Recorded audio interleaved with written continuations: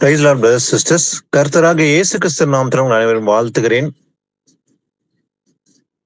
நாம் ஒரு காலத்துல இயேசு அறியாத மக்களை போல் இருந்தபோது அநேக பொய்களை சர்வசாதாரணமா சொல்லியிருக்க கூடும். ஆனால் இன்று நாம் அப்படி அல்ல. நாம் கிறிஸ்துக்குள்ள புது சிருஷ்டியா மாறி இருக்கிறோம். அதனால பொய் சொல்லக்கூடாது என்று வேத வாக்கியம் எச்சரிக்கிறது. ஆனா பொய் என்றது யார் பேசுவான்? பிசாசு பொய் பேசுவான். ஆனா கர்த்தருடைய பிள்ளைகள் ஒருபோதும் பொய் பேசக்கூடாது என்று வேத வாக்கியம் எச்சரிக்கிறது. முக்கியமா சகோதர ஐக்கியத்துல பொய் சொல்லக்கூடாது, தன் சகோதரத்தில் பொய் சொல்லக்கூடாது என்று வேத வாக்கியம் கூறுகிறது. ஏன்னா நாம் ஒருவருக்கொருவர் அவைகளா இருக்கிறபடியால் பொய்யை களைத்து விட்டு அவனவன் பிறரிடம் மெய் பேச கடவன், பொய் பேசக்கூடாது எச்சரிக்கிறது. பொய்யை களைத்து விட்டு மெய்ய மட்டுமே நாம் பேச வேண்டும். உள்ளதை உள்ளதென்றும் இல்லதை இல்லதென்றும் சொல்லுங்கள் என்று வேத வாக்கியப்படி நாம் பொய் பேசாம உள்ளதை அப்படியே பேச வேண்டும். இன்னைக்கு நாம இந்த ஒரு படிப்பினையை நாம் வேதத்திலிருந்து ஆராய்ந்து பார்க்கலாம். பொய் பேசினா அது கர்த்தருக்கு முன்பாக அருவருப்பான காரியம். அதே போல சகோதர ஐக்கியத்துக்குள்ள போய் பேசக்கூடாது, மெய்ய மாற்றமே பேச வேண்டும், மெய் பேச கடவன். ஏனென்றால் நாம் புது சிருஷ்டியா மாறிக்கிறோம். கர்த்தருக்குள்ள நாம புது சிருஷ்டியா மாறி இருக்கிறோம். வாசிக்கலாம், முதல்ல ஒரு வசனம் வாசிக்கலாம். எபேசியர் 4 அதிகாரம் 24, 25 வாசிக்கலாம். மெய்யான நீதியிலும் பரிசுத்தத்திலும் தேவனுடைய சாயலாக சிருஷ்டிக்கப்பட்ட புதிய மனுஷரை தரித்துக் கொள்ளுங்கள். அன்றியும் நாம் ஒருவருக்கொருவர் அவயவங்களாய் இருக்கிறபடியால் பொய்யை களைந்து அவனவன் பிறனுடனே மெய்யை பேச கடவன். ஆமீன். ஆமீன். மெய்யான நீதியிலும் பரிசுத்தத்திலும் தேவனுடைய சாயலாக சிருஷ்டிக்கப்பட்ட புதிய மனுஷனை தரித்துக் கொள்ளுங்கள். நாம் புதிய மனுஷனாக மாற வேண்டும். எப்படி ஒரு காலத்துல நாம் பாவத்தில் விழுந்தோம், அக்கிரமத்தில் விழுந்தோம். ஆனால் இயேசு கிறிஸ்துவை அறிந்த பிறகு, சத்தியத்தை அறிந்த பிறகு நாம் சத்தியத்தின்படி நடக்கும் போது புது சிருஷ்டியா மாறி இருக்கிறோம். பழையவைகள் ஒளிந்து போயின என்று பார்க்கிறோம். அதே போல மெய்யான நீதியிலும் பரிசுத்தலும் தேவனுடைய சாயலாக சிருஷ்டிக்கப்பட்ட புதிய மனுஷன் தரித்துக் கொள்ள வேண்டும். அப்ப பழைய மனுஷன் நாம களைத்து போட வேண்டும். அன்றியும் நாம் ஒருவருக்கொருவர் அவைகளா இருக்கிறபடியால் பொய்யை களைக்க வேண்டும். என்ன பண்ணணும்? அவனவன் பிறருடனே மெய் பேச கடவன். அப்போ நம்ம மெய்யை மட்டுமே பேச வேண்டும், பொய்யை பேசக்கூடாது. ஏன்னா பழைய மனுஷனுக்குள்ள பொய் இருந்தது. ஏன்னா 2 கொரிந்தியர் 5:17 வாசிக்கும் போது, ஒருவன் கிறிஸ்துக்குள் இருந்தால் புது சிருஷ்டியா இருக்கிறான், பழையவைகள் ஒளிந்து போயின, எல்லாம் புதிதாயின. அப்போ கிறிஸ்துக்குள் இருக்கிற அத்தனை பேரும், கிறிஸ்துவ தரித்து கொண்டு இருக்கிற அத்தனை பேரும் புது சிருஷ்டியா மாறி இருக்கிறாங்க. ஆனா பழையகள் ஒன்றும் இருக்காது, அது ஒளிந்து போய்விட்டது, எல்லாம் புதிதாய் மாறிவிட்டது. நம்முடைய சிந்தனைகள், நம்முடைய பேச்சுகள், நம்முடைய எண்ணங்கள் எல்லாமே மாறி இருக்கும். கிறிஸ்துவுக்குள் இருக்கிற அத்தனை பேர்களும் அப்படிதான் இருப்பாங்க, கிறிஸ்துவை போலவே இருப்பாங்க. அப்ப பழைய மனுஷன் களைத்து போட்டு விட்டாங்க. அப்போ முக்கியமா இந்த பொய் பேசுற விஷயத்துல நாம் அந்த பழைய மனுஷனை களைத்து போட வேண்டும், மெய்ய மட்டுமே பேச வேண்டும் என்று வேத வாக்கியம் கூறுவது போல, நாம் ஒருவருக்கொருவர் அவைகளா இருக்கிறதுனால மெய்ய மட்டுமே பேச வேண்டும் என்று வேத வாக்கியம் கூறுகிறது. அதே போல இன்னொரு வசனம் வாசிக்கலாம். கொலோசியர் 3 அதிகாரத்துல 9-10 வாசிக்கலாம். கொலோசியர் 3:9-10.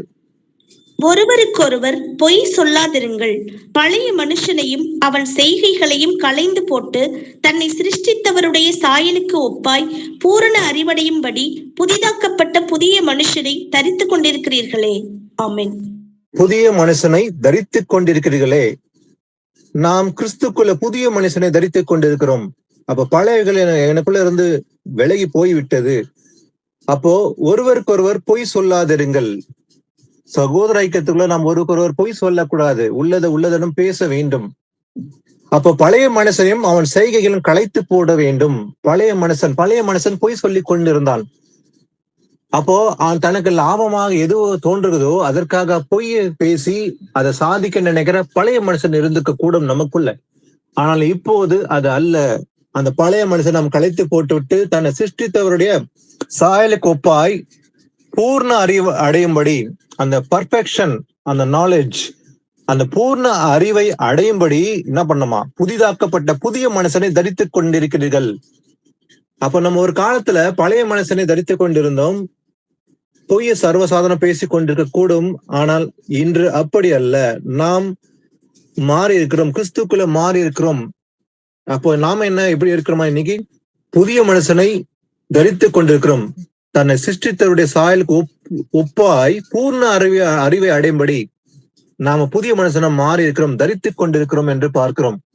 ஆனா வேத வாக்கியம் எச்சரிக்குது. பழைய ஏற்பாடுகளை பார்க்கும்போது கட்டளைகள் 10 கட்டளைகள் ஒன்றுதான், பிறனுக்கு விரோதமாக பொய் சாட்சியும் சொல்லக்கூடாது, பொய் சொல்லக்கூடாது. அப்ப பிறனுக்கு விரோதமாக பொய் சாட்சி சொன்னால் அது தேவனுடைய கற்பனையை மீறுவதாக ஆகும். பிறனுக்கு விரோதமாக பொய் சாட்சியம் சொல்லக்கூடாது என்று வேத வாக்கியம் எச்சரிக்கிறது. வாசிக்கலாம் நீதிமொழிகள் 12:22. வாசிக்கலாம் நீதிமொழிகள் 12:22.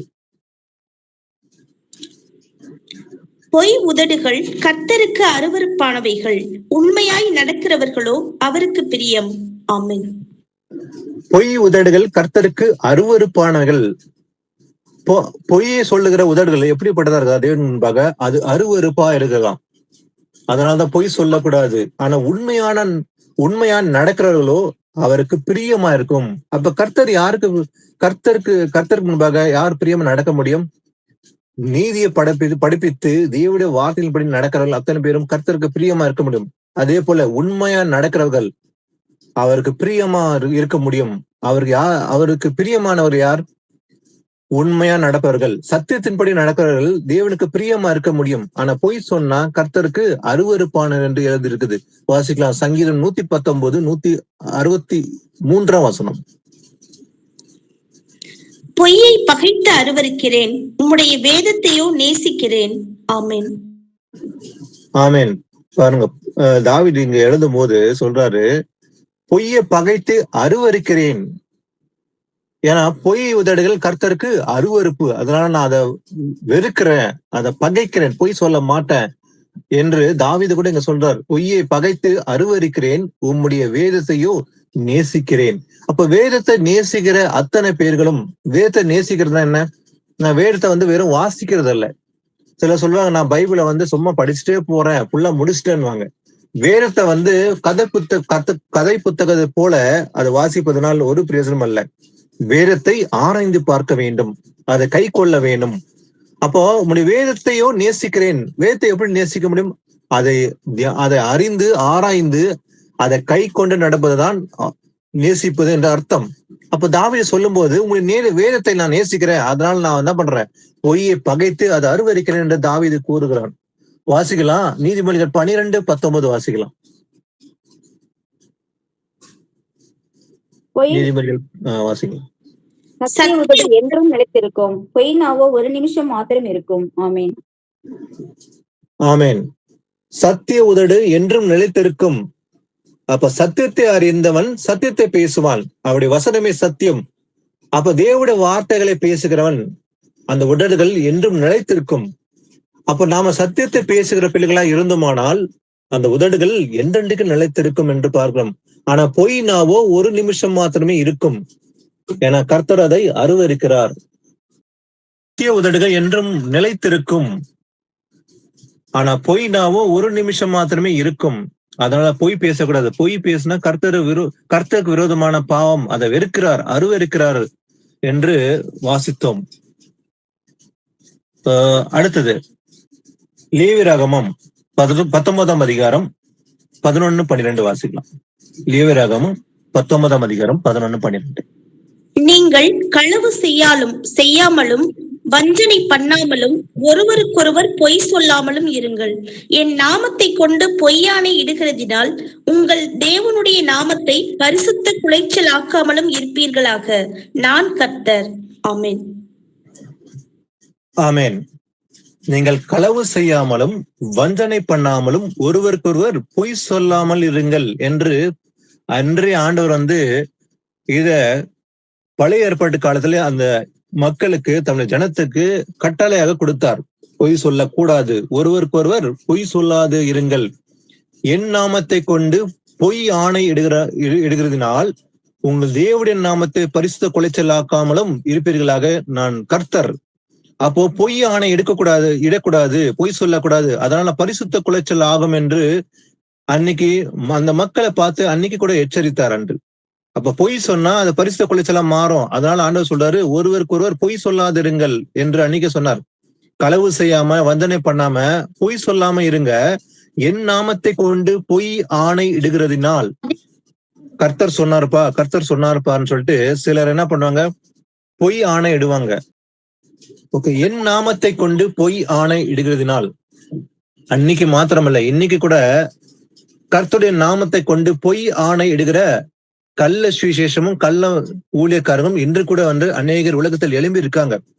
கர்த்தர் சொல்லாததை கர்த்தர் சொன்னார் என்று பொய் சொல்லுகிற கள்ள தீர்க்கதரிசிகள் எழும்பி இருக்கிற காலகட்டம் இது. ஏன்னா கர்த்தர் அன்னைக்கு எச்சரித்தார். அன்னைக்கு ஒலிவ மலையில கூடுமானால் தெரிந்து கொள்ளப்பட்டதை வஞ்சிக்கத்தக்க பெரிய அற்புதம் செய்வார்கள் என்று அன்னைக்கு எச்சரித்தது போலவே அன்னைக்கு சொன்னார் ஆண்டவர். அதே போலதான் இன்னைக்கு அநேகர் எழும்பி இருக்காங்க. கர்த்தர் சொல்லாததை சொன்னார்ன்னு சொல்லி பொய் சாட்சி சொல்லுகிற இன்னைக்கு பொய் உதடுகள் எழும்பி இன்னைக்கு கள்ளத்திற்கு சொல்லி ஜனங்களை வஞ்சிக்கிற ஒரு பெரிய கூட்டம் உலகம் முழுவதும் எழும்பி இருக்குது. வசனத்தை மீறி நடக்கிற ஒரு பெரிய கூட்டம். அதனால கர்த்தர் சொல்லாததை சொன்னார் சொல்லி பொய்யான ஆணையிடுகிற கூட்டம் இருக்குது. அப்படி செஞ்சா கர்த்தருக்கு அருவருப்பானது. அது பரிசுத்த குலைச்சல், தேவனுடைய நாமத்தை பரிசுத்த குலைச்சல் ஆக்க கூடாது என்று எச்சரிக்குது. வாசிக்கலாம். அடுத்தது நீதிமொழிகள் 13:5 வாசிக்கலாம். நீதிமான் பொய் பேச்சை வெறுக்கிறான், துன்மார்க்கனோ வெட்கமும் இலட்சியம் உண்டாக்குகிறான். ஆமேன். ஆமேன். நீதிமான் பொய் பேச்சை வெறுக்கிறான். ஏன்னா அவன் தேவனுடைய நீதியை நடப்பிக்கிறதுனால ஒரு நீதிமான் தேவனுடைய நீதியின்படி நடக்கிற ஒரு நீதிமான் என்ன செய்வான்? பொய் பேச்சை அவன் வெறுக்கிறான். ஏன்னா கர்த்தருக்கு அருவருப்பானது என்பதை அவன் அறிந்திருக்கிறான். அதனால பொய் பேச்சை அவன் வெறுத்து துன்மார்க்கனோ வெட்கமும் இலட்சியம் உண்டாக்குகிறான். ஏன்னா துன்மார்க்கன் எப்பவுமே பொய் பேசுறது அவனுக்கு சாதாரண விஷயமா இருக்கும். ஆனா நீதிமானுக்கு அதை பேசக்கூடாது என்று அறிந்து அதை வெறுக்கிறான். அதனால பொய் பேச மாட்டான். அதை வெறுக்கிறேன் என்று நீதிமான் கூறுகிறான். வாசிக்கலாம். நீதிமொழிகள் 17:7 வாசிக்கலாம். ஃபர்ஸ்ட் 17:7 17:4 வசனம். துஷ்டன் அக்கிரம உதடுகள் சொல்வதை உற்று கேட்கிறான், பொய்யன் கேடுள்ள நாவுக்கு செவி கொடுக்கிறான். ஆமேன். ஆமேன். துஷ்டன் அக்கிரம உதடுகள் சொல்வதை உற்று கேட்கிறான். அப்ப துன்மார்க்கன் என்ன பண்ணுவான்? அவனுக்கு எதை விரும்பி கேட்பான்னு பாத்தீங்கன்னா, அக்கிரம உதடுகள், பாவமான காரியங்களை பேசுகிற அந்த வார்த்தைகளை மட்டுமே கேட்க ரொம்ப அத விரும்புவான். அதை உற்று கேட்பான் அவன். ஆனா பொய்யன் கேட்டுள்ள நாவுக்கு செவி கொடுக்கிறான். அப்போ யார் செவி கொடுக்கிறான்னு பாத்தீங்கன்னா, பொய்யன். பொய் பேசுறவன் கேடுள்ள நாவுக்கு தான் செவி கொடுக்கிறான். ஏன்னா அவனுக்கு அது பிரியமா இருக்குது. பொய் பேச சாதாரண விஷயம். அந்த பிரியமா அவன் என்ன பண்றான்? அதை கேட்கிறான். வாசிக்கலாம். நீதிமொழிகள் 28:9 வாசிக்கலாம். வேதத்தை கேளாதபடி தன் செவியை விளக்குகிறவனுடைய ஜெபமும் அருவருப்பானது. ஆமேன். ஆமேன். யாருடைய ஜெபம் அருவருப்பா இருக்குதான்? வேதத்தை கேட்க மாட்டேன் என்று தன் செவி விளக்கினா, வசனத்தை கேட்க மாட்டேன், தேவனுடைய வார்த்தையை நான் கேட்க மாட்டேன் அப்படின்னு தன் செவியை விளக்கினா அவனுடைய ஜெபம் கூட அருவருப்பானது. அப்போ இப்ப முந்தின வசனம் வாஸ்தம். அப்ப துன்மார்க்கனை எதுக்கு செவி கொடுப்பான்? அவன் பொய் வார்த்தைகளுக்கு தான் செவி கொடுப்பான். அப்ப வேதத்தை கேட்க மாட்டேன் என்று சொல்லுகிறவன், வசனத்துக்கு செவி சாய்க்க மாட்டேன் என்று சொல்லுகிறவன் யாருக்கு செவி சாய்ப்பான்? பொய்க்கு தான் செவி சாய்ப்பான். அப்ப பொய் பேசுகிற இன்னைக்கு கள்ள சுவிசேஷத்துக்கு செவி சாய்க்கிறன் யாரு? சத்தியத்துக்கு கீழ்ப்படியாதவன் பொய்க்கு மட்டும் செவி சாய்க்குவான். அதான் அப்படிப்பட்டவன் ஜெபம் கூட கேட்கப்படாது. அப்போ சத்தியத்தை கேட்க மாட்டேன், நான் பொய்ய மட்டும் விரும்பி கேட்பேன் என்றால் அப்படிப்பட்ட ஜெபம் அருவருப்பானது என்று வேதம் கூறுகிறது. அதான் வேதத்தை கேளாதபடிக்கு செவியை விலக்கி விட்டு பொய்க்கு செவி சாய்த்தால் அவனுடைய ஜெபம் கூட எப்படி இருக்குதான்? அருவருப்பானது. கர்த்தர் கேட்க மாட்டார். அப்ப சத்தியத்துக்கு செவி சாய்த்து சத்தியப்படி நடந்தால் மட்டுமே கர்த்தர் அந்த ஜெபத்தை கேட்பார் என்று பார்க்கிறோம். 1 யோவான் 2:3-5. அவருடைய கற்பனைகளை நாம் கை கொள்ளுகிறவர்கள் ஆனால் அவரை அறிந்திருக்கிறோம் என்பதை அதனால் அறிவோம். அவரை அறிந்திருக்கிறேன் என்று சொல்லியும் அவருடைய கற்பனைகளை கை கொள்ளாதவன் பொய்யனாய் இருக்கிறான், அவனுக்குள் சத்தியம் இல்லை. அவருடைய வசனத்தை கை கொள்ளுகிறவனிடத்தில் தேவ அன்பு மெய்யாக பூரணப்பட்டிருக்கும். நாம் அவருக்குள் இருக்கிறோம் என்பதை அதனாலே அறிந்திருக்கிறோம். ஆமென். இயேசு கிறிஸ்துவை அறிந்திருக்கிறேன் சொல்கிறவன் என்ன செய்வான்? கற்பனைகளை கை கொள்வான். ஆனா இயேசு கிறிஸ்துவை அறிந்திருக்கிறேன் என்று சொல்லிவிட்டு கற்பனைகளை கை கொள்ளாம விட்டுவிட்டால் அவன் பொய்யன் என்று வேத வாக்கியம் கூறுகிறது. ஏன்னா அவருடைய கற்பனைகளை நாம் கை கொள்ளுகிறானால் அவரை அறிந்திருக்கிறோம் என்பதை அதனால் அறிவோம். அவரை அறிந்திருக்கிறேன் என்று சொல்லியும் கூட அவருடைய கற்பனைகளை கை கொள்ளாதவன் பொய்யன். அப்ப யாரு பொய்யன்? பொய் பேசுகிறான். அவரை அறிந்திருக்கிறேன், இயேசு கிறிஸ்து நான் எனக்கு நல்லாவே அறிந்திருக்கிறேன், இயேசுவை நான் விசுவாசிக்கிறேன், அவர்தான் மெய்யான தேவன் என்று வாயினால் மட்டும்தான் அறிக்கை செய்யறான். ஆனா கற்பனையில ஒன்று கூட கை கொள்வதே இல்லை. வசனத்தை கை கொள்றதே கிடையாது. ஆனா கேட்கிறான், கை கொள்வதில்லை.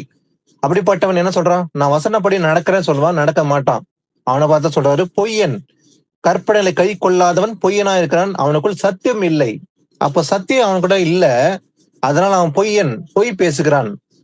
அப்ப சத்தியத்தின்படி நடக்கிறவன், சத்தியத்தை அறிந்து சத்தியத்தின்படி கை கொள்கிறான் தான் மெய் பேசுவான். பொய் பேசுகிறவன் சத்தியத்தின்படி நடக்க மாட்டான். கற்பனையில கை கொள்ளாதவன் பொய்யன் என்று எழுதிருக்குது.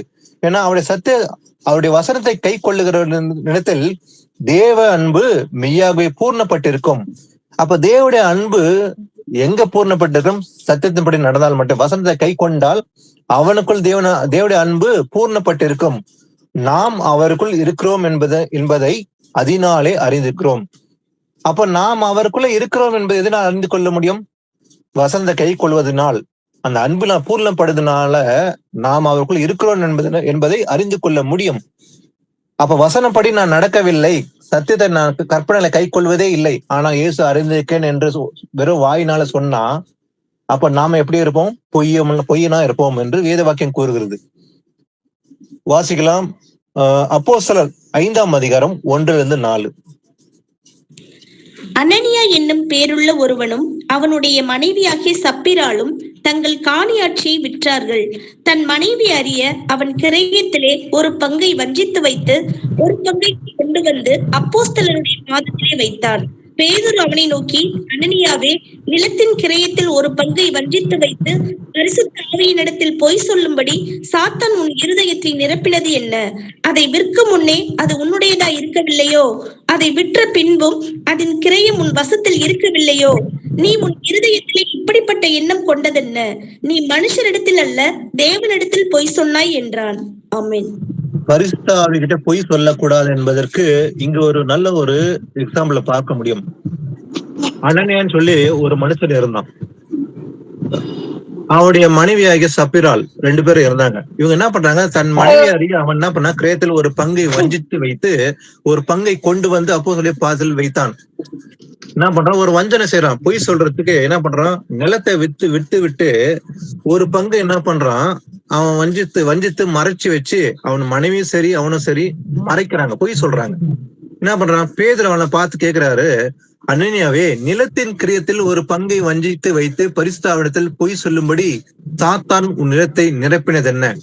அப்போ பொய் சொல்றதுக்கு சாத்தான் என்ன பண்ணுவான்? பொய் சொல்றவனா எப்படிப்பட்டா இருப்பான்? சாத்தான் அவனுடைய இருதயம் நிரப்பும் போதுதான் பொய் சொல்ல ஆரம்பிப்பான். அப்போ அதுதான் பேதுரு கேட்கிறாரு, பரிசுத்தரிடத்தில் பொய் சொல்லும்படி சாத்தான் உன் இருதயத்தை நிரப்பினது என்ன? அப்படி சொல்லும் போது அது விற்கும் முன்னே அது உன்னுடையதா இருக்கவில்லையா? அது விற்கிறதுக்கு முன்னாடி அந்த நிலத்தை நீதானே வச்சுட்டு இருந்த, அது உன்னுத்தானே. அது விற்ற பின்பும் அதன் கிரியம் உன் வசத்தில் இருக்கவில்லையா? ஆனாலும் கூட நீ உன் இருத்துல இப்படிப்பட்ட எண்ணம் கொண்டது என்ன? நீ மனுஷன் கிட்ட இல்ல, தேவனிடத்திலும் போய் சொன்ன அப்படின்னு சொல்லும் போது அவன் மரித்து விடுகிறான். அங்கே விழுந்து ஜீவனை விடுகிறான். பிறகு அவன் மனைவி பார்க்க அறியாம அதே போல வரும்போது அவன் மனைவி கூட கேட்கும் போது அதே போய் தான் அவன் மனைவியை சொல்லுகிறாள்.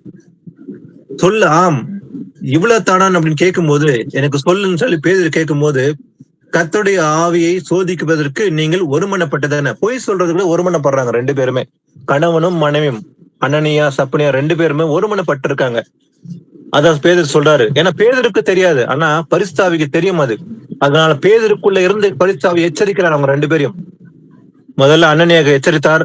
ஆனாலும் கூட அனனியா ஒருவேளை சொல்லியிருக்க கூடும், ஆமா நான் தப்பு செய்துட்டேன், பொய் சொல்லிட்டேன் அப்படி சொல்லி ஒத்துக்கொண்டிருந்தா நலமா இருந்திருக்கும். ஆனா அவன் மறைத்து வைத்து பொய்யை மட்டுமே சொல்லுறான். பிறகு வந்து மனைவி அவனுடைய மனைவி கூட வந்து அதே பொய் சொல்லும்போது பேதுரு கூறுவது என்ன பாருங்க, கர்த்தருடைய ஆவியை சோதிப்பதற்கு நீங்கள் ஒருமனப்பட்டதென்ன.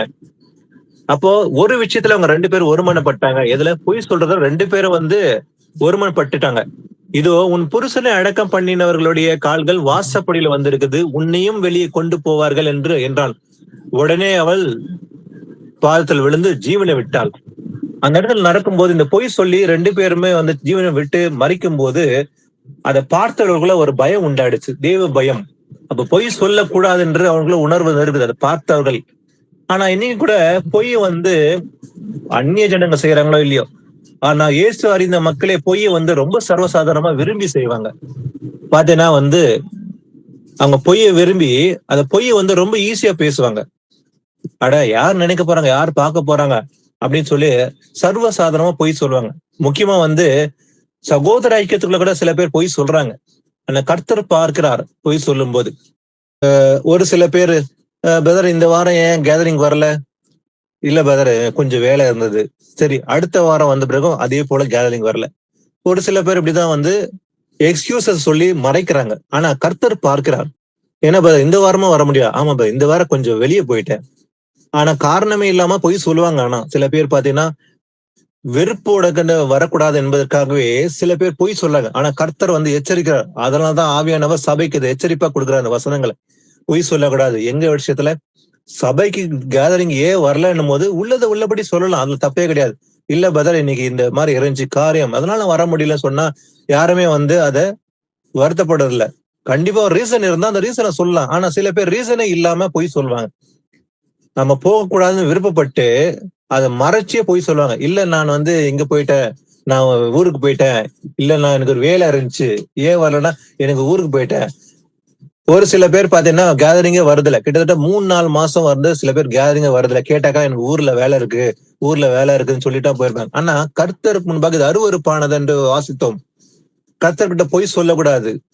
அப்போ இங்க பாத்தீங்கன்னா பொய் எங்க சொன்னாங்க? 2 பேரும் ஒருமனப்பட்டு பொய் சொன்னாங்க, ஆவியானவர்கிட்ட பொய் சொன்னாங்க. அப்போ சபையில வந்து பொய் சொல்றது கர்த்தர் பார்க்கிறார். அதனாலதான் வந்து பொய்யை கலைத்து விட்டு மெய்யை பேச வேண்டும் என்று வேத வாக்கியம் எச்சரிக்குது. வாசிக்கலாம். அடுத்தது நீதிமொழிகள் 21:6. பொய் நாவினால் பொருளை சம்பாதிப்பது சாவை தேடுகிறவர்கள் விடுகிற சுவாசம் போல் இருக்கும். ஆமீன். ஆமீன். பொய் நாவினால் பொருளை சம்பாதிப்பது, பொய் நாவல பொய் சொல்லி சில பேர் சம்பாதிப்பாங்க. இன்னைக்கு பிசினஸ் என்ற பேர்ல, இன்னைக்கு வந்து ஒரு மார்க்கெட்டிங் என்ற பேர்ல இன்னைக்கு சர்வசாதாரணமா வந்து உலகம் பொய் சொல்லுகிறது. ஏன்னா அது ஒரு பிசினஸ் அவங்க மாறிவிட்டது. ஒரு பொருளை விற்க வேண்டுமானாலும் அவங்க பொய் வந்து சர்வசாதாரணம் சொல்லுவாங்க. ஒரு பொருள் நல்லாவே இல்லை, அதாவது நல்லதா இருக்குன்னு சொல்லி பொய் சொல்லி சாதித்தே வந்து சில விற்பனைகளை செய்வாங்க. இன்னைக்கு உலகத்துல அநேக வஞ்சனைகள் இப்படிதான் இருக்குது. அப்போ பொய் நாவினால் பொருளை சம்பாதிப்பது எப்படி இருக்குதான்? சாவை தேடுகிறவர்கள் விடுகிற சுவாசம் போல் இருக்கும். பொய் சொல்லி சம்பாதிக்க கூடாது. உள்ளபடிதான் பேச வேண்டும். ஒரு பொருள் நல்லதுன்னா நல்லதுதான் சொல்ல வேண்டும், அது கெட்டதுன்னா கெட்டது என்று சொல்ல வேண்டும். ஆனா அந்த கெட்டதை வந்து நல்லது என்று சாதித்து சம்பாதிக்கிற ஒரு பிசினஸ் என்று உலகம் முழுவதும் இருக்குது. ஆனா அப்படிப்பட்ட காரியம் செய்தா என்ன வேத வாக்கியம் கூறுகிறது? சாவை தேடுகிறவர்கள் விடுகிற சுவாசம் போல் இருக்கலாம். வாசிப்போம். மத்தேயு 5:37 வாசிக்கலாம். உள்ளதை உள்ளதென்றும் இல்லதை இல்லதென்றும் சொல்லுங்கள், இதற்கு மிஞ்சினது தீமையினால் உண்டாயிருக்கும். ஆமென். உள்ளதை உள்ளதென்றும் இல்லதை இல்லதென்றும் சொல்லுங்கள், ஆனா இதற்கு மிஞ்சினது தீமையினால் உண்டாயிருக்கும். அப்போ ஒரு காரியத்தை வந்து நம்ம வந்து சொல்லுவோமாகில் உள்ளதை சொல்லலாம், அந்த ஃபேக்டை வந்து அப்படியே சொல்லலாம், அதுல மறைக்கிறதுக்கு ஒண்ணுமே இல்லை. பொய்ய மெய் என்று சொல்வதோ இல்ல மெய்ய பொய் என்று சொல்லக்கூடாது, பொய் சொல்லக்கூடாது இல்லைங்களா? அப்ப உள்ளதை பேசணும், இல்லதை இல்லை என்று சொல்ல வேண்டும் என்று வேத வாக்கியம் கூறுவது போல நாம் ஒருபோதும் பொய்யை கலைத்து விட்டு மெய்யை மட்டுமே பேச கடவோம். ஆமீன். அடுத்தது வாசிக்கலாம்.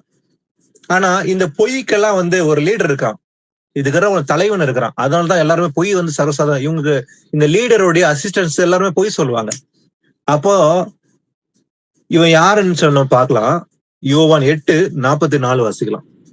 நீங்கள் உங்கள் பிதாவாகிய பிசாசானவனால் உண்டானவர்கள், உங்கள் பிதாவினுடைய இச்சைகளின்படி செய்ய மனதாய் இருக்கிறீர்கள்.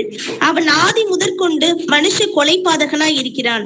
சத்தியம் அவனிடத்தில் இல்லாதபடியால் அவன் சத்தியத்திலே நிலை நிற்கவில்லை.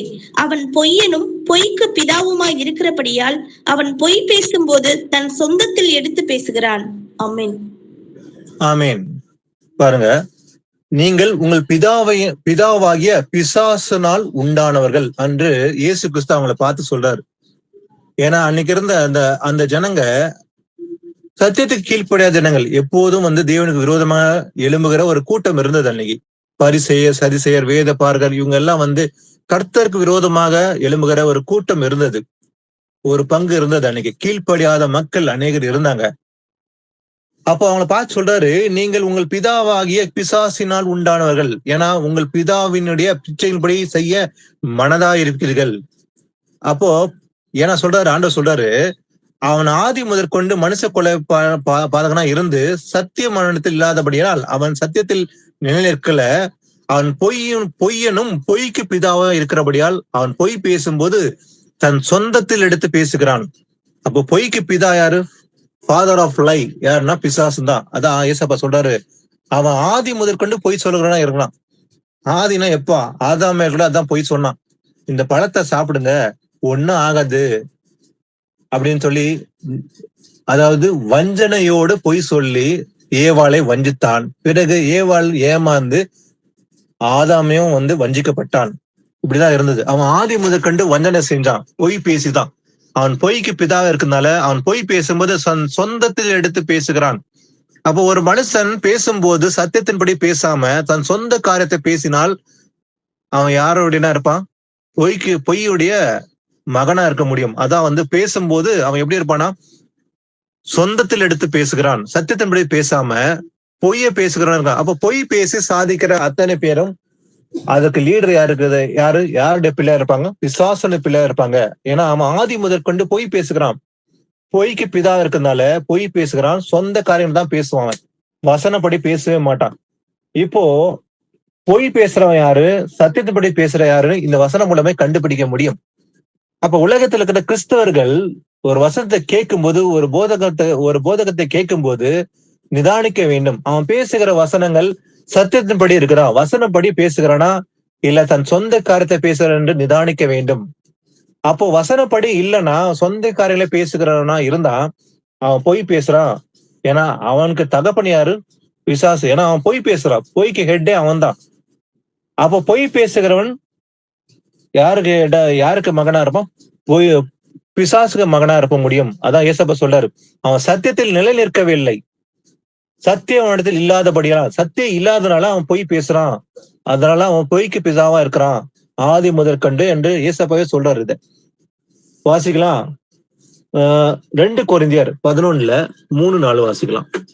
2 கொரிந்தியர் 11:3-4. ஆகிலும் சர்ப்பமானது தன்னுடைய தந்திரத்தினாலே ஏவாளை வஞ்சித்தது போல உங்கள் மனதும் கிறிஸ்துவை பற்றிய உண்மையினின்று விலகும்படி கெடுக்கப்படுமோ என்று பயந்திருக்கிறேன். எப்படியெனில் உங்களிடத்தில் வருகிறவன் நாங்கள் பிரசங்கியாத வேறொரு இயேசுவை பிரசங்கித்தான் ஆனால், அல்லது நீங்கள் பெற்றிராத வேறொரு ஆவியையும் நீங்கள் ஏற்றுக்கொள்ளாத வேறொரு சுவிசேஷத்தையும் பெற்றீர்களானால் நன்றாய் சகித்திருப்பீர்களே. ஆமென். ஆமீன். சர்ப்பமானது தன்னுடைய தந்திரத்தினாலே ஏவாளை வஞ்சித்தது போல, சர்ப்பம் தந்திரமா தான் ஏவாளை வஞ்சித்தது. இது சாப்பிட்டா அந்த பழம் ஒன்னும் ஆகாது, உன் கண்கள் திறக்கப்படும், ஒண்ணுமே ஆகாது என்று பொய் சொல்லிதான் வஞ்சித்தது ஏவாளை. அதே போல உங்கள் மனதும் கிறிஸ்துவை பற்றிய உண்மை நின்று விலகும்படி கெடுக்கப்படுமோ என்று பயந்திருக்கிறேன் என்று பவுல் கூறுகிறார். எப்படி என்றால், உங்களிடத்தில் வருகிறவன் நாங்கள் பிரசங்கியாத வேறொரு இயேசுவை பிரசங்கித்தனால். அப்ப நாங்க பிரசங்கம் பண்ணுகிற அந்த இயேசு பிரசங்கம் பண்ணாம வேறு ஒரு இயேசுவை பிரசங்கம் பண்ணுவாங்க, உங்க மனதை கெடுக்கும்படி வருவார்கள். அது குறித்து நான் பயந்திருக்கிறேன் என்று பவுல் அன்று எழுதினார். அதே போலதான் இன்னைக்கு உலகம் முழுசும் கெடுக்கப்பட்டிருக்குது மனதுகள். பொய்யான காஸ்பலை சில பேர் கேட்டு, பிலாசபியை கேட்டு இன்னைக்கு கெடுக்கப்பட்டு போயிருக்கார்கள்.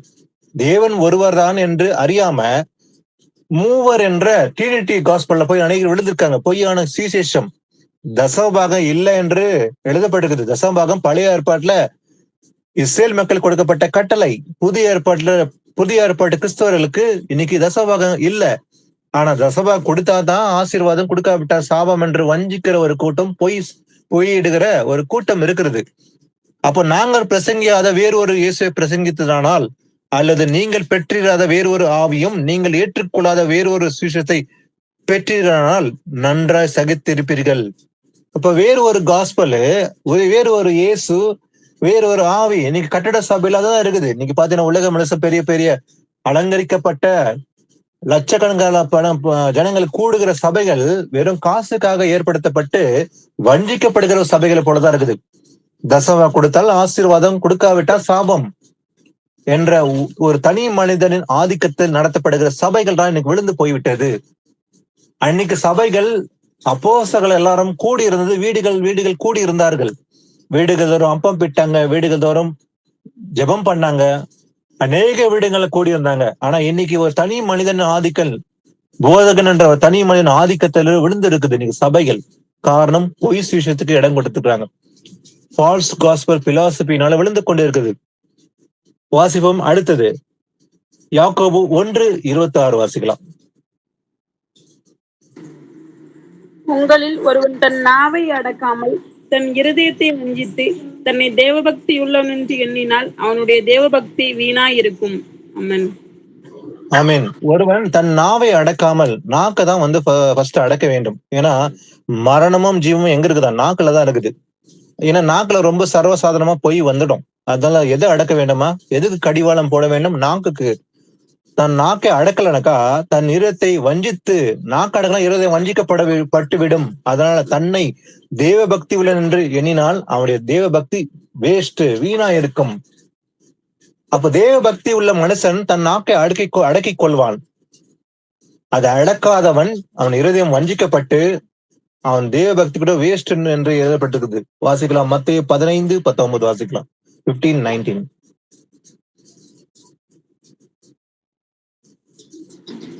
எப்படியெனில் இருதயத்திலிருந்து பொல்லாத சிந்தனைகளும், கொலைபாதகங்களும், விபச்சாரங்களும், வேசித்தனங்களும், களவுகளும், பொய் சாட்சிகளும், தூஷணங்களும் புறப்பட்டு வரும்.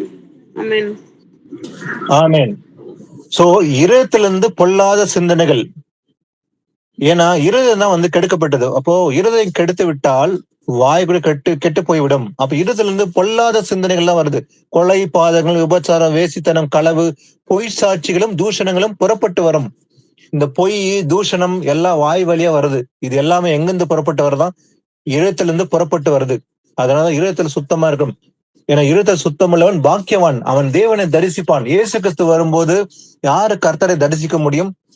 இருதயத்தில் சுத்தம் இருந்தால் மட்டுமே அவரை தரிசிக்க முடியும். அப்ப இருதய சுத்தம் இல்லைன்னா பொய், தூஷணம் இதெல்லாம் இருந்துச்சுன்னா அவன் தரிசிக்க முடியாது. அப்ப இருதயத்துல புறப்படுகிற காரியம், பொய், தூஷணம் இதெல்லாம் புறப்பட்டு வாய் வழியா வருகிறது. இதுதான் ஒரு மனுஷனை தீட்டுப்படுத்தும் என்று இயேசு கிறிஸ்து அன்றே கூறினார். வாசிக்கலாம். நீதிமொழிகள் 10:19 வாசிக்கலாம். 10:19. நீதிமான் சொற்களின் மிகுதியால் பாவம் இல்லாமல் போகாது, தன் உதடுகளை அடக்குகிறவனோ புத்திமான். ஆமென். சொற்களின் மிகுதியால் பாவம் இல்லாமல் போகாது. சோ அதிகமான வார்த்தைகள் படபடம் பேசுனா அதுல பாவம் இருக்கும். மிகுதியான சொற்கள், தேவையற்றது, வசனம் இல்லாம பிளாங்கா சும்மா ஏதோ உலக காரியங்களை பேசி கொண்டிருந்தால் அதுல பாவம் இருக்கும். ஆனா தன் உடல்களை அடக்குகிறவனும் புத்திமான். புத்திமான் என்ன எப்படி போயிருப்பான்? ஏன்னா அவன் ஞானமா பேசுவான். கர்த்தருடைய வார்த்தைகளை ஞானமா பகுத்தறிந்து பேசுவான். அவனுடைய சொற்கள் மிகுதியா இருக்கா, அதாவது அதிகமா இல்லாம அது கொஞ்சமா இருக்கும். தன் உதடுகளை அடக்குவான். அவன் என்ன பேசணும் பேசக்கூடாது என்று நாவுக்கு ஒரு கடிவாளம் வச்சிருப்பான். அப்ப வசனம் பேசினா வசனப்படிதான் பேசுவான். அவன் வீண் வார்த்தைகளை பேச மாட்டான். யாரு? புத்திமான், ஒரு நீதிமான் அப்படித்தான் இருப்பான். ஆனா துன்மார்க்குடைய வார்த்தைகள், அவன் சொற்கள் மிகுதியா இருக்கும். அதுக்குள்ள வார்த்தையில பாவம் இருக்கும் என்று பார்க்கிறோம். ஏன்னா நீதிமானுடைய நாவு எப்படிப்பட்டா இருக்குதான்? சுத்த வெள்ளி, ஒரு வெள்ளியை போல இருக்குது அவன் நாவு. ஏன்னா அவன் தேவனுடைய நீதியை மட்டுமே பேசுவான். ஏன்னா நீதிமானுடைய உதடுகள் அநேகரை போஷிக்கும் என்று எழுதப்பட்டிருக்குது. வாசிக்கலாம். சங்கீதம் 59:12 வாசிக்கலாம். 59:12.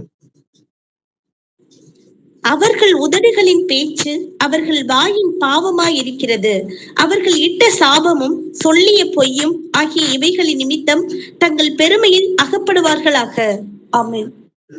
அவர்கள் உதடுகளின் பேச்சு அவர்கள் வாயின் பாவமா இருக்கிறது என்று எழுதப்பட்டது போலவே அவர்கள் இட்ட சாபமும் சொல்லிய பொய்யும் ஆகிய இவைகளின் நிமித்தம் தங்கள் பெருமையில் அகப்படுவார்களாக. எதுல அகப்படுறாங்க? எதை ட்ராப்பா மாட்டிக்கிறாங்களாம்? பொய் பேசுறதுனால. ஏன்னா அவர்கள் இட்ட சாபமும் சொல்லிய பொய்யும் ஆகிய இவைகளின் நிமித்தமாக தங்கள் பெருமையினால் அகப்படுவார்களாக. அப்ப பெருமை என்று பாவம். பெருமையினால முதல் பாவமே தோன்றது காரணமே இந்த பெருமை. லூசிபர் என்ற அந்த தேவதூதனை இருந்த அவன் தான், அதன் பெயர் தான் லூசிபர். அவன் முதல் பாவம் செய்தான், அவன் தள்ளப்பட்டான். என்னது? பெருமை. அவனுக்குள்ள பெருமை இடத்துல வந்ததுனாலதான் அவன் தள்ளப்பட்டான். இது முதல் பாவம் என்று பார்க்கிறோம். அப்ப பெருமை உள்ள தேவன் எதிர்க்கிறார் என்று பார்க்கிறோம். பெருமை உள்ள தேவன் எதிர்ப்பார், எதிரியா மாறிடுவார் பெருமை இருந்துச்சுன்னா. அப்போ அவர்கள் இட்ட சாபமும் சொல்லிய பொய்யும் ஆகிய இவைகளின் நிமித்தம் தங்கள் பெருமையினால் அகப்படுவாராக. எதுல அகப்படுவாங்களா? எதில் ட்ராப்பா மாட்டிக்குவாங்களா? பெருமையினால். அப்ப பெருமை இருக்கக்கூடாது.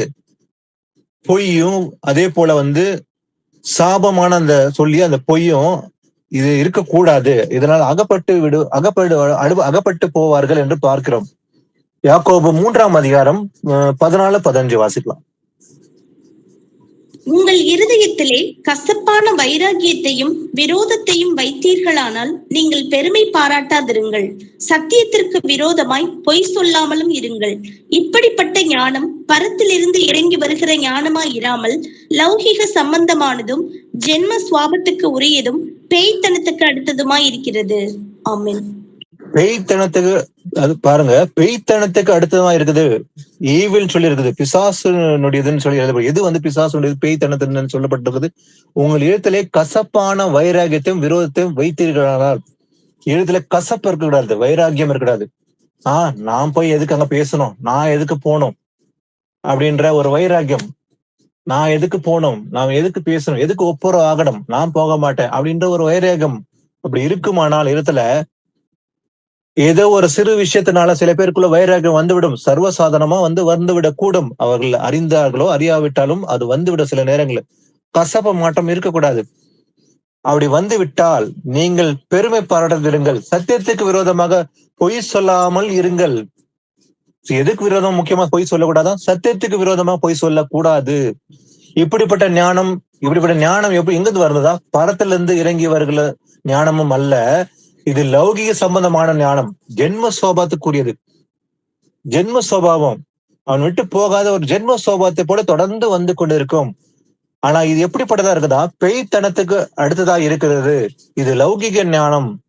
பொய் சொல்லக்கூடாது. சத்தியத்துக்கு பொய் சொல்லவும் கூடாது என்று பார்க்கிறோம். வாசிக்கலாம். ரோமர் 3:3-4 வாசிக்கலாம். Romans 3rd chapter 3rd and 4. வாசிங்க சிஸ்டர். சிலர் விசுவாசியாமற் போனாலும் என்ன? அவர்களுடைய அவ்விசுவாசம் தேவனுடைய உண்மையை அவமாக்குமோ? அப்படியாக்க மாட்டாது. நீர் உம்முடைய வசனங்களில் நீதிபரராய் விளங்கவும் உம்முடைய நியாயம் விசாரிக்கப்படும் போது வெற்றியடையவும் இப்படி ஆயிற்று என்று எழுதியிருக்கிறபடி தேவனே சத்தியபரர் என்றும் எந்த மனுஷனும் பொய்யர் என்றும் சொல்வோமாக. ஆமென். சிலர் விசுவாசியாமற் போனாலும் என்ன? அவருடைய அவிசுவாசம் தேவனுடைய உண்மையை அவமாக்குமோ? முடியாதே. சிலர் விசுவாசிக்கிறாங்களா? விசுவாசிக்க போயிட்டா என்ன? சிலர் விசுவாசிக்கிறதே இல்ல, சத்தியத்தை கேட்கறாங்க, விசுவாசிக்காம போயிடுறாங்க. அதனால என்ன? அவருடைய அவிசுவாசனால தேவனுடைய உண்மையை அவமாக்க முடியுமா? கூடாதே. அப்படி யாக்க மாட்டாது. நீர் உம்முடைய வசனங்களில் நீதிபரராய் விளங்கவும் உம்முடைய நியாயம் விசாரிக்கப்படும் போது வெற்றி அடையும் இப்படி ஆயிற்று என்று எழுதுகிறபடி தேவனே சத்தியபாரர் என்றும் எந்த மனுஷனும் பொய்யன் என்றும் சொல்வோமாக. தேவன் சத்தியபாரர், பொய் உரையாத தேவன். அவர் நேற்றும் என்றும் மாறாத தேவன். அவர் சொல்லியும் செய்யாதிருப்பாரோ என்று வேத வாக்கியம் கூறுகிறது. ஆனா மனுஷன் எப்படிப்பட்டவன்? இன்னைக்கு ஒரு காரியத்தை சொல்லுவான், நாளைக்கு பொய் சொல்லிடுவான், மாத்திடுவான். அவன் வசனத்தை மீறனா இருக்க முடியும். ஒரு மாம்சத்தில் நடக்கிற மனுஷன் அவன் பொய்யை சர்வசாதாரணம் பேசக்கூடும். எந்த மனுஷனும் பொய்யன், ஆனா தேவனோ சத்தியபாரர், அவர் சத்தியம் உள்ளவர். நம்முடைய தேவன் சத்தியம் உள்ளவரா இருக்கிறார். அதனால என்ன, ஒருத்தர் விசுவாசிகள்னாக்கா தேவனுடைய உண்மையை அவமாக்க முடியாது என்று பார்க்கிறோம்.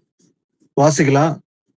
பழைய ஏற்பாட்டுல இருந்து ஒரு வசனம் வரலாம். பொய் சொல்லுகிற இந்த தீர்க்கதரிசியை பத்தி ஒரு வசனம் வாசிக்கலாம். எரேமியா 23:31-32. இது தங்கள் நாவின் சொல்லையே வழங்கி அவர் அதை உரைத்தார் என்று சொல்லுகிற தீர்க்கதரிசிகளுக்கு நான் விரோதி என்று கர்த்தர் சொல்லுகிறார். இதோ பொய் சொப்பனங்களை தீர்க்க தரிசனமாக சொல்லி அவைகளை விவரித்து என் ஜனத்தை தங்கள் பொய்களினாலும் தங்கள் வீம்புகளினாலும் மோசம் போக்குகிறவர்களுக்கு நான் விரோதி என்று கர்த்தர் சொல்லுகிறார். நான் அவர்களை அனுப்பினதும் இல்லை, அவர்களுக்கு கற்பித்ததும் இல்லை, அவர்கள் இந்த ஜனத்துக்கு ஒரு பிரயோஜனமாய் இருப்பதும் இல்லை என்று கர்த்தர் சொல்லுகிறார். ஆமென். ஆமென். இதோ தங்கள் நாவின் சொல்லையே வழங்கி அவர் அதை உரைத்தார் என்று சொல்லுகிற தீர்க்கதரிசிகளுக்கு நான் விரோதி என்று கர்த்தர் சொல்கிறார். கர்த்தருக்கு முதல்ல விரோதியா இருக்க போது யாருனாக்கா பொய் சொல்லுகிற தீர்க்கதரிசி.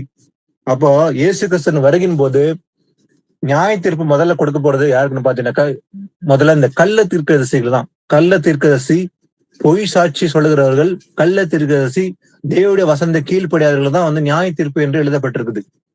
அவர் வந்து நியாய தீர்ப்பு முதல் நியாய தீர்ப்பு கள்ள தீர்க்கதரிசி முதல் நியாய தீர்ப்பு கொடுக்க போறாரு. ஏன்னா கர்த்தர் யாருக்கு விரோதமா முதல் நிற்கிறாரு? கள்ள தீர்க்கதரிசி. வசனம் சொல்லுகிறது, இதோ தங்கள் நாவின் சொல்லையே வழங்கி அவர் அதை உரைத்தார் என்று சொல்லுகிற தீர்க்கதரிசிகளுக்கு நான் விரோதி என்று கர்த்தர் சொல்லுகிறாராம். அப்போ பொய்ய சொல்லுகிற தீர்க்கதரிசி கர்த்தர் விரோதி. இன்னைக்கு மாத்திரமல்ல, பழைய ஏற்பாட்டு காலத்திலே பார்க்க முடியும். பொய் தீர்க்கதரிசி அநேகர் இருந்தாங்க. இன்னைக்கு புதுசல்ல, பழைய ஏற்பாட்டு காலத்துல கள்ள தீர்க்க அநேக ஜனங்கள் இருந்தாங்க அன்னைக்கு கூட. இதோ பொய் சொப்பனங்களை தீர்க்கதரிசனமாக சொல்லி அவைகளை விவரித்து என் ஜனத்தை தங்கள் பொய்களினாலும் தங்கள் வீம்புகளினாலும் மோசம் போக்குறவர்களுக்கு நான் விரோதி என்று கர்த்தர் சொல்லுகிறார். பொய் சொப்பனங்களை சொல்லிட்டு எனக்கு ஒரு கனவு வந்துச்சு உன்னை குறித்து, இப்படிதான் ஆண்டவர் சொன்னாரு அப்படின்னு பொய் சொல்லுவாங்க சில பேர். தலைமையில கை வச்சு சில பேர் என்ன பண்ணுவாங்க, பொய் சாட்சி சொல்லுவாங்க. உனக்கு இதுதான் உன்னுடைய எதிர்காலம் இப்படிதான் இருக்கும்போது எனக்கு கர்த்தர் சொன்னாரு அப்படின்னு ஒரு பொய்ய சில பேர் சொல்லுவாங்க சர்வசாதாரணமா.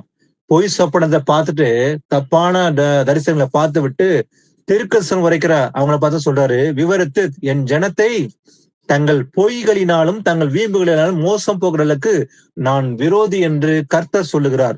கர்த்தர் அவங்க விரோதமா இருப்பாராம். அவர் வரும்போது அதனால நியாய தீர்ப்பு கொடுக்க போறார். நான் அவர்களை அனுப்பினதும் இல்லை, அவர்களுக்கு கற்பித்ததும் இல்லை, அவர்களின் ஜனத்துக்கு ஒரு பிரயோஜனமாய் இருப்பதும் இல்லை என்று கர்த்தர் சொல்லுகிறார்.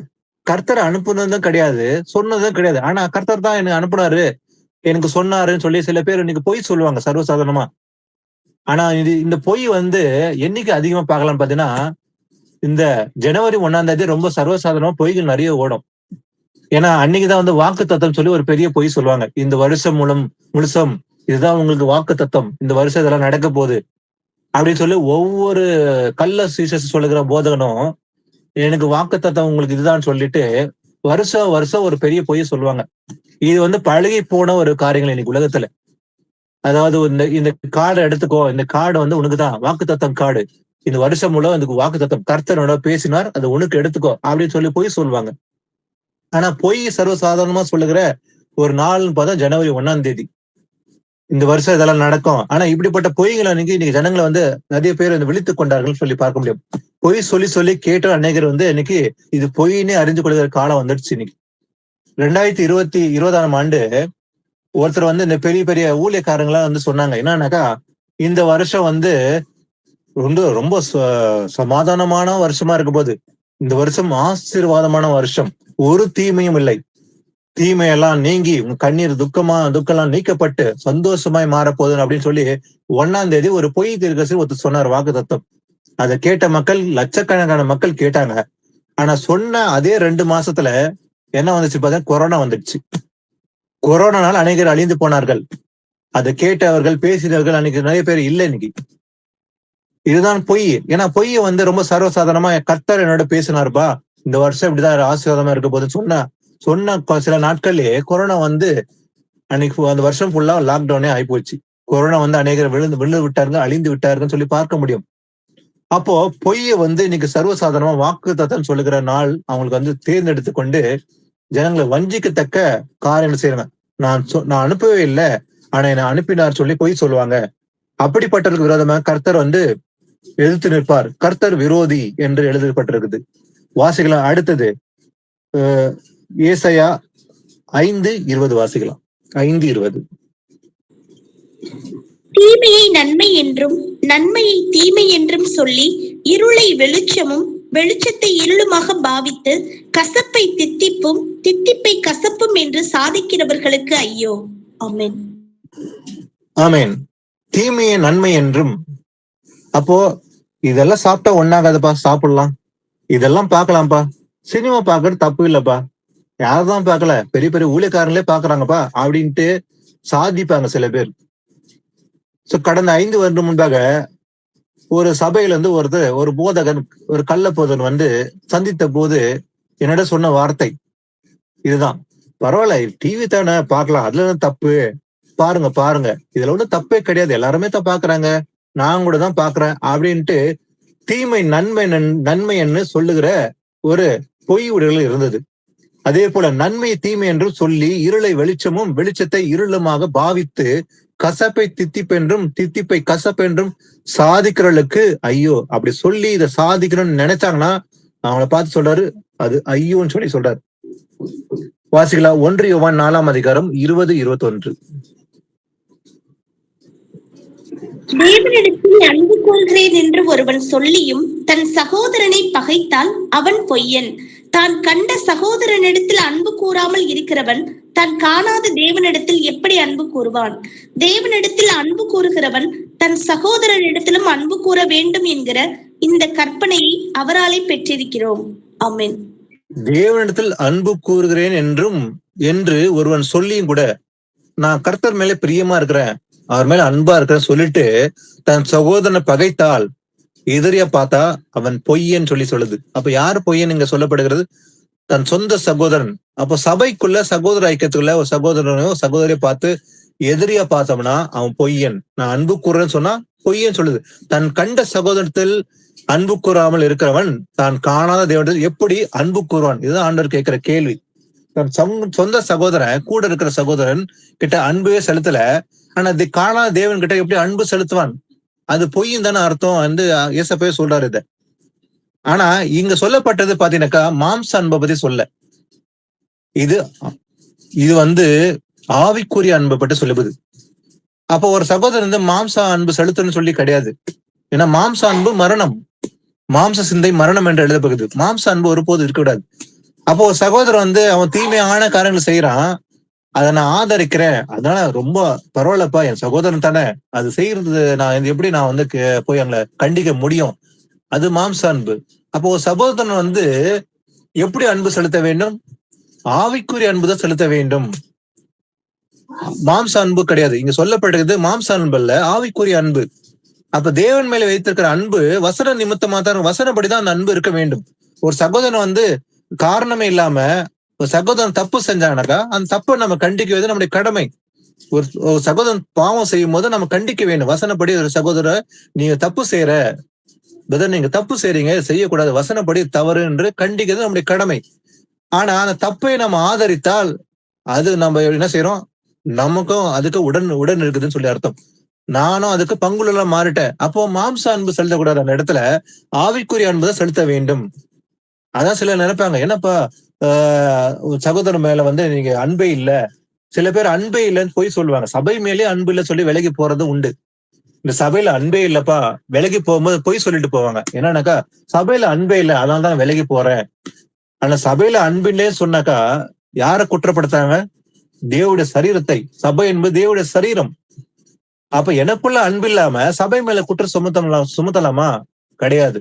அப்போ ஒரு தப்பு செஞ்சா தனக்குள்ளேயே வந்து நிதானிக்க வேண்டும். எனக்குள்ள தவறு இருக்குதா, இது நிதானித்து விட்டு தன்னை மாற்றிக்கொள்வதற்கு, கரெக்ஷனுக்குள்ள ஆகிறதுக்கு அவன் முயற்சி செய்யறதை விட்டுட்டு சபையில அன்பு இல்லைன்னு சொல்லி விலகி போனான், அது பொய் என்று பார்க்கிறோம். அதே போல மாம்ச அன்பல்ல, ஆவிக்குரிய அன்பு செலுத்த வேண்டும்.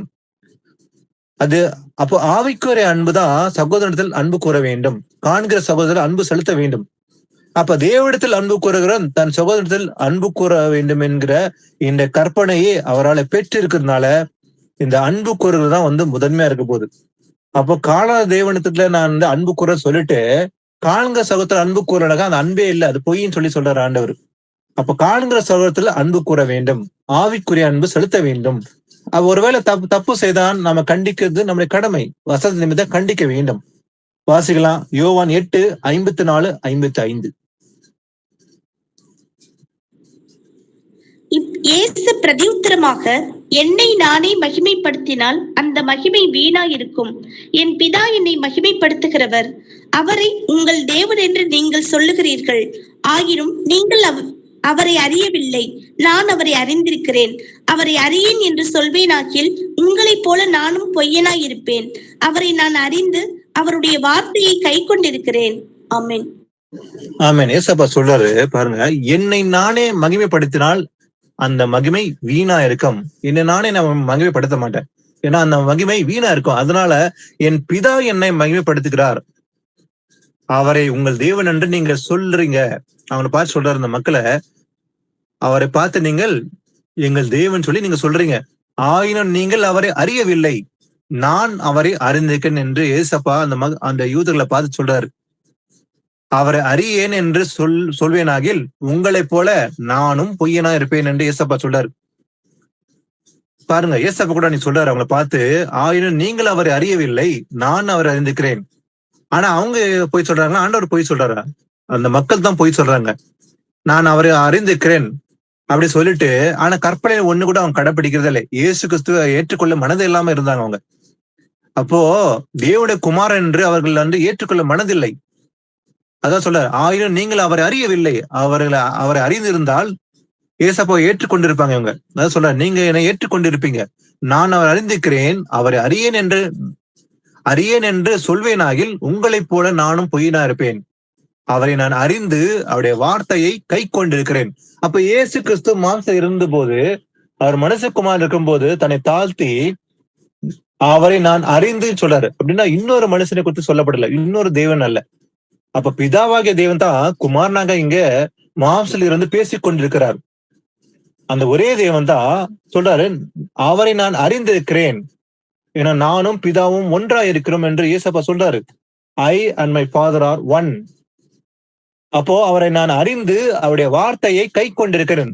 அதனால ஏசப்பா சொல்ற, நீங்கள் அவரை அறியவில்லை, கை கொள்வதும் இல்லை. அவங்க கை கொள்றதே கிடையாது, அவரை அறியவே இல்லை. அதனால ஏசப்பா என்ன பண்ணிட்டாங்க, சிலுவையில அறைந்து விட்டார்கள்.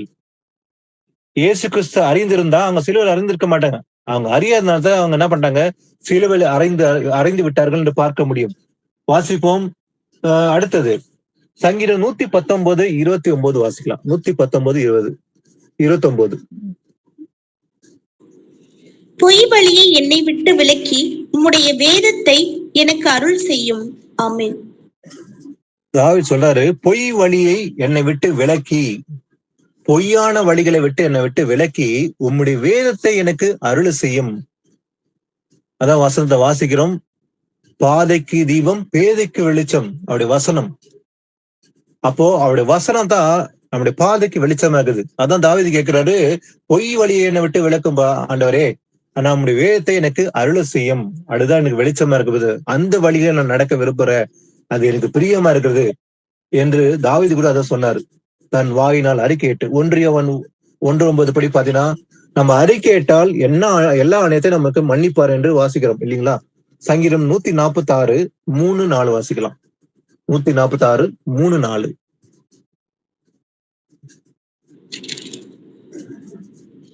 பிரபுக்களையும் ரட்சிக்க திராணி இல்லாத மனுபுத்திரனையும் நம்பாதேயுங்கள். அவனுடைய ஆவி பிரியும், அவன் தன் மண்ணுக்கு திரும்புவான். அந்நாளிலே அவன் யோசனைகள் அழிந்து போம். ஆமென்.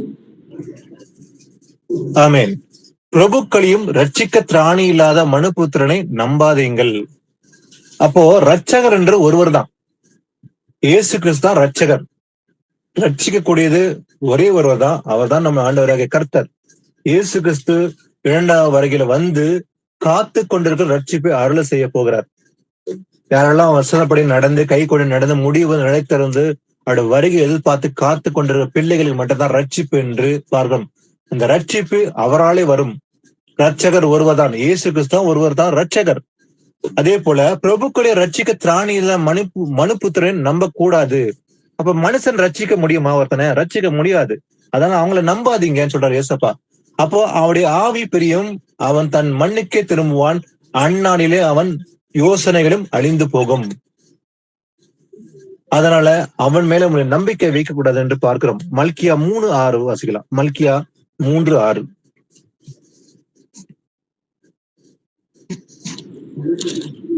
நான் கர்த்தர், நான் மாறாதவர், ஆகையால் யாக்கோபின் புத்திரராகிய நீங்கள் நிர்மூலமாகவில்லை. ஆமென். ஆண்டவர் சொல்றாரு, நான் கர்த்தர், நான் மாறாதவர், ஆகையால் யாக்கோபின் புத்திரராகிய நீங்கள் நிர்மூலமாகவில்லை. நான் ஒருபோதும் மாறாதவர், பொய் உரையாத தேவன், நேற்றும் என்றும் மாறாத தேவன் அவர். அவர் சொல்லியும் செய்யாது இருப்பார் என்று வேத வாக்கியம் கூறுகிறது. அவர் சொல்ற வார்த்தையை ஒருபோதும் அவரு மாற மாட்டார். அவர் நேற்று மாத்திரமல்ல, நேற்றும் இன்றும் என்றும் மாறாதேவன். அவர் ஒரு வார்த்தை சொல்லிட்டார்னா அது கண்டிப்பா நிறைவேற்றுவார். அவர் வாக்கு மாறாதவர் அவர்.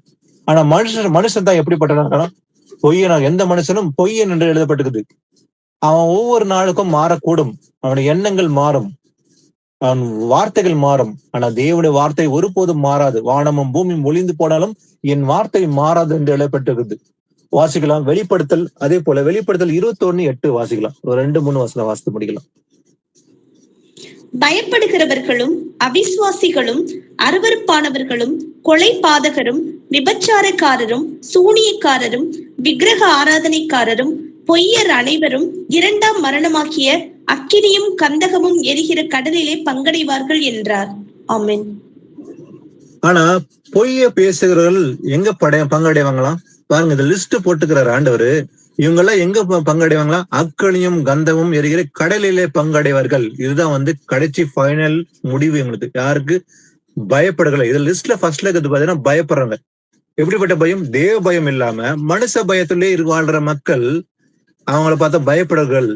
அவிசுவாசி, கர்த்தர் மேல விசுவாசம் இல்லாதவர்கள், அருவருப்பானவர்கள், கொலை பாதகன், விபச்சாரன், சூன்யக்காரன், விக்கிரக ஆராதனைக்காரன், பொய்யர். இதுல பாத்தீங்கன்னா லிஸ்ட்ல பொய்யர் கூட வந்துச்சு. பொய் சொல்றாங்க அத்தனை பேரும் அனைவரும் 2ஆம் மரணமாகிய அக்கினியும் கந்தமும் எரிகிற கடலிலே பங்கடைவார்கள். இதுதான் ஃபைனல் அவங்களுக்கு முடிவுன்னு சொல்றாரு. அப்போ அதான் வசந்த வாஸ்து விழுநாரம் பொய் சொல்லக்கூடாது, மெய் பேச கடவன், பொய் உதடுகளை கர்த்தர் அருவருக்கிறார் என்று பார்த்தோம். கடைசியா ஒரு வசந்த வாஸ்து முடிக்கலாம். 1 பேதுரு 3ஆம் அதிகாரம் 10-11.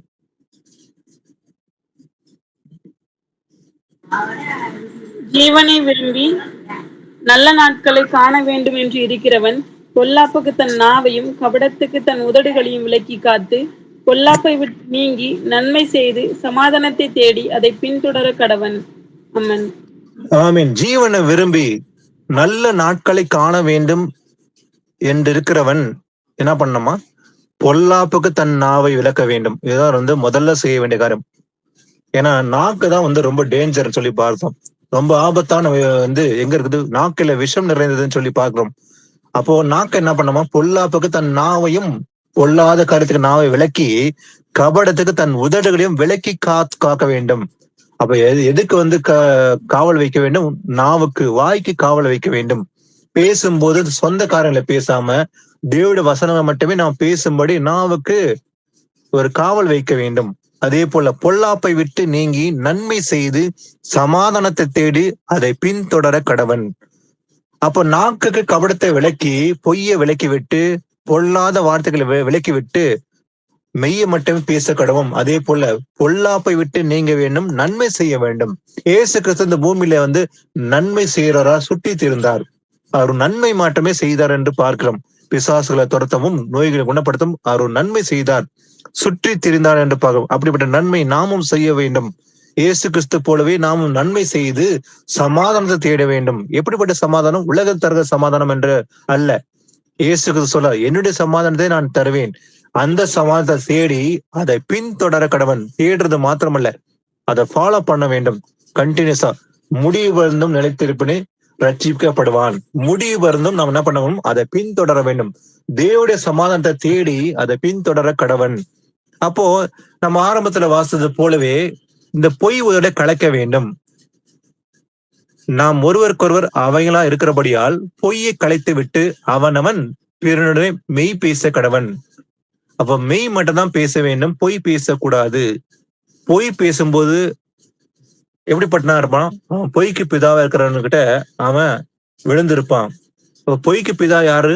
பிசாசானவன். அவன் ஆதி முதற்கொண்டு பொய் பேசுகிறான். பொய் பேசுற அத்தனை பேர்களும் சர்வசாதாரணமா யாரெல்லாம் பொய் பேசுறாங்க அவங்க எல்லாம் பிசாசு பிள்ளைலாம் இருப்பாங்க. அதான் வசனங்கள் வந்து கிளியர் கட்டா வந்து கூறுகிறது. அதனால பொய்யை கலைத்து விட்டு நாம் மெய்யை மட்டும் பேச கடவோம். ஆமேன். ஒரு ஜெபத்தோட இந்த பைபிள் ஸ்டடி முடிக்கலாம்.